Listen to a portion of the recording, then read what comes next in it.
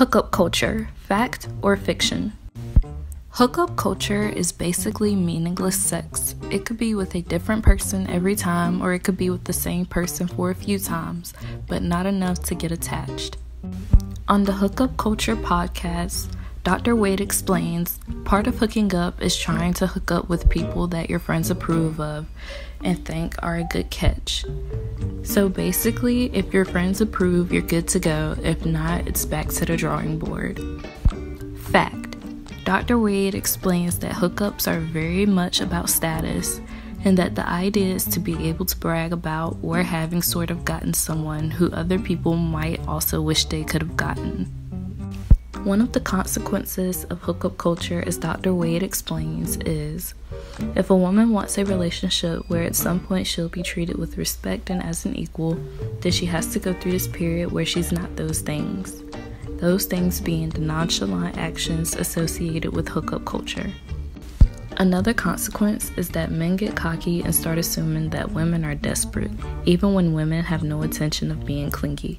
Dr. Wade emphasizes this by saying, men tend to assume that all women are interested in having a relationship with them, whether they are or not, which makes men even more standoffish after a hookup than they otherwise would be because they're assuming the girl just wants to get with them.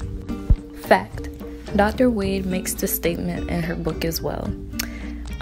Generally, it's against hookup culture rules to admit when you have feelings for the person that you're hooking up with, and if you do so, in turn, that makes you look desperate. Fiction: college students basically have the same rates of hooking up and dating.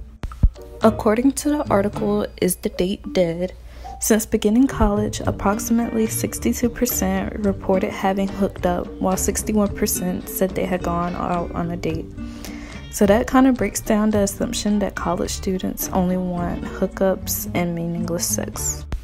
Fiction: according to the article The Date is Dead, more than 3 times as many students, 26.5%, had never hooked up at all, but instead had dated and or formed a long-term relationship. This is another way of saying hookups are not taking over college students as much as society portrays. Some people just can't embrace hookup culture.